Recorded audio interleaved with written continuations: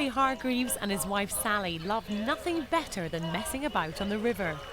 They exude Edwardian elegance, recalling happy, carefree days at the Henley Regatta.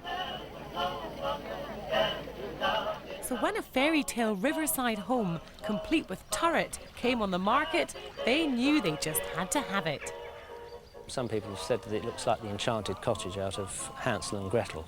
And I must say that we've been here now for nearly 14 years and I still pinch myself that it's as though we moved in yesterday. It still has a terrific pull, terrific vibes, as they say.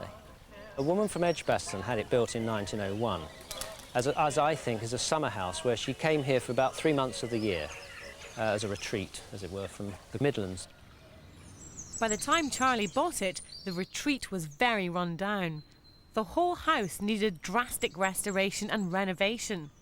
Charlie, a sound recordist, drew on his experiences in the film industry to guide the work. It was very interesting. When I did my first few commercials and films, when I saw these historical interiors that they could knock up in a few days, I was so amazed, and I thought, well, if they can do that, it'll take me longer, but it really did influence. It's like a sort of open university course, really. It really made a terrific impression. I thought, well, if they can do it, I can do it. I brought the sitting room with me from our previous house, which was a right upheaval, but we managed to do it. We completely recreated it. And it's really sort of late Victorian, 1875 through to about 1910, I suppose. It's a sort of cluttered Victorian interior. So now I suppose I've ended up living in my own private museum. I have to have it like that because it makes it cosy and livable. I can't bear minimal stuff. I mean, it's the absolute other end of the spectrum for me, and I'd go mad. I'd tear my hair out if I had to live in a minimalist interior.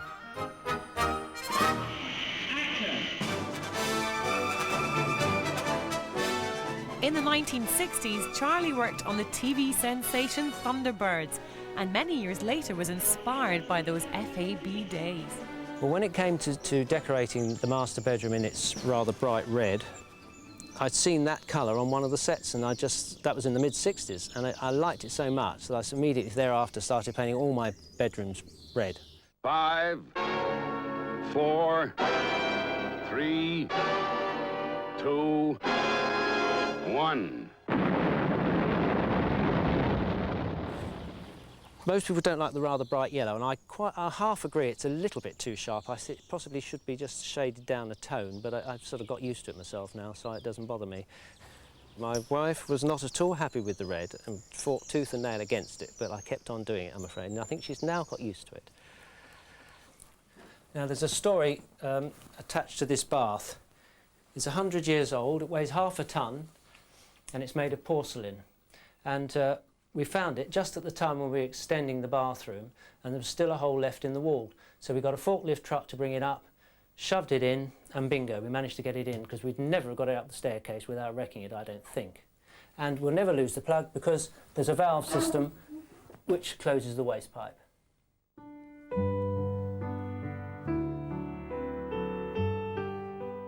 With the renovation of his enchanting Edwardian home almost complete, Charlie realised something very important was missing. So having bought a house on the river and acquired a vintage boat, we needed somewhere to keep it. So we built this. It's copied from an Edwardian boathouse I saw years ago. And it houses my delicious boats, a Thames dinghy and a double-sculling Thames skiff, both around 100 years old. And it's a lovely place to come and have a glass of something or other. You can sit in there with a drink and muse and dream away for hours. It's wonderful. The home Charlie bought for £200,000 14 years ago is now thought to be worth nearly £1 million, but he has no plans to sell. I'd only ever consider selling if I could find a Georgian house with about 20 acres of pasture land around it and a river bordering one of its boundaries. So I don't know that we'll ever move from here because it's rather special.